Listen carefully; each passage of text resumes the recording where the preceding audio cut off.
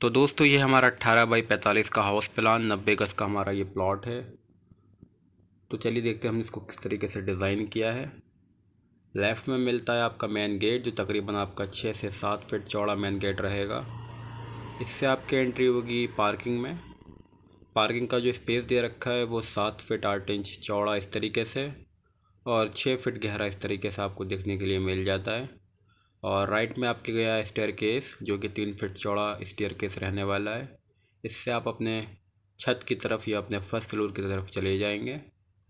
और जो आपका स्टेयर केस के नीचे वाला जो हिस्सा मिलता है आपको, तो यहाँ पे आप एक बाइक आसानी से पार्क कर सकते हैं।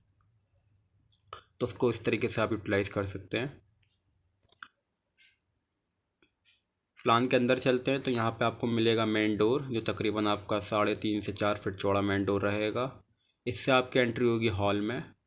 हॉल काफ़ी अच्छा मिल जाता है आपको, 13 फीट 4 इंच इस तरीके से और 9 फीट 5 इंच आपका इस तरीके से। तो एक सोफ़ा सेट आपको आसानी से यहाँ पे आ जाएगा।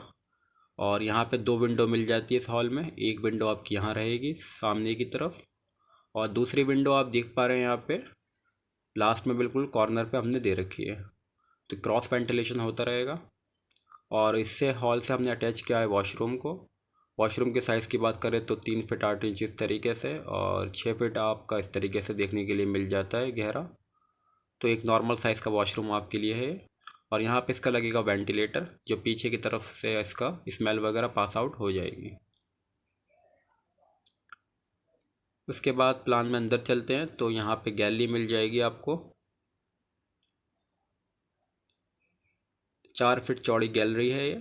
और इससे आपकी एंट्री होगी, यहाँ पे लगेगा दरवाज़ा राइट में, और इससे आपकी एंट्री हो जाएगी बेडरूम में। बेडरूम के साइज़ की बात करें तो 9 बाई 14 का बेडरूम है। 9 फीट इस तरीके से है, 14 फीट आपका इस तरीके से 9 बाई 14 का। और यहाँ पे लगेगी लगेगा इसका डोर, एक छोटे साइज़ का, और जिसको आप खोलेंगे तो आप ओटीएस के अंदर एंटर कर जाएंगे। ओटीएस के साइज़ की बात करें तो 3 फीट 8 इंच इस तरीके से, 6 फीट हमारा इस तरीके से सेम साइज़ है, जो कि वॉशरूम का साइज़ था हमारा। और यहाँ पे लगेगा इसका दरवाज़ा एक छोटा, इसको आप खोलेंगे तो आप वॉशरूम के अंदर एंटर कर पाएंगे। वॉशरूम के साइज़ की बात करें तो 3 फीट 8 इंच इस तरीके से चौड़ाई में, और गहराई में 6 फीट है। ये भी सेम साइज़ का है हमारा वॉशरूम। और इसका वेंटिलेटर यहाँ लगेगा दरवाजे के ऊपर। तो इस ओटीएस के थ्रू इसका वेंटिलेशन होता रहेगा इस वॉशरूम का। प्लान में आगे चलते हैं तो दरवाज़ा खोल के हम लोग बाहर आएंगे और यहाँ से फिर गैलरी से अंदर की तरफ जाएंगे। और जैसा कि सामने हम देख पा रहे हैं कि हमको मिल जाएगा किचन 7 फीट इस तरीके से, 6 फीट 6 इंच यानी कि 6.5 फीट हमारा इस तरीके से है। तो एक नॉर्मल साइज़ का किचन है ये।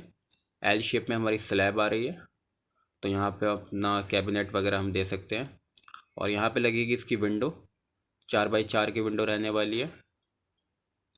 और राइट में आपको मिलेगा दूसरा बेडरूम। तो यहाँ पे इसको दरवाजे को खोलेंगे तो आप इस बेडरूम के अंदर एंटर कर जाएंगे। 10 फीट चौड़ा इस तरीके से है, 13 फीट 6 इंच हमारा इस तरीके से, 10 बाई 13.5 फीट का ये बेडरूम है। और यहाँ पे लगेगा इसका डोर, और इस डोर को जैसे आप खोलेंगे तो यहाँ पे ये ड्रेसिंग का एरिया आपको मिल जाएगा। कपड़े वगैरह आप चेंज कर सकते हैं या इसको रख सकते हैं कपड़े को।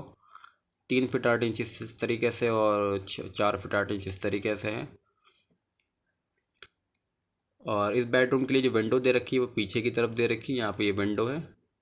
और इस ओटीएस के थ्रू इसका वेंटिलेशन होगा। 7 फीट इस तरीके से, 2 फीट 10 इंच हमारी इस तरीके से ये ओटीएस है। तो इस ओटीएस के थ्रू किचन और बेडरूम का वेंटिलेशन होगा। और अगर आपको एक डोर देना है ओटीएस में जाने के लिए ताकि कोई सफाई वगैरह करने में कोई दिक्कत ना आए, तो आप किचन से दे सकते हैं, क्योंकि हमारे पास बेडरूम से जगह नहीं है। तो ये विंडो के बराबर में बिल्कुल आप एक डोर लगा सकते हैं 2 फीट चौड़ा, जिससे आप ओटीएस के अंदर एंटर कर जाएंगे।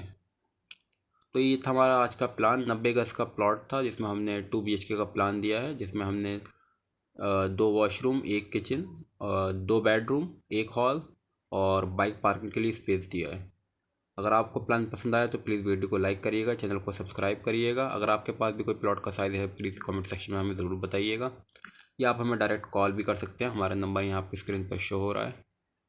तो चलिए मिलते हैं अपनी नेक्स्ट वीडियो में।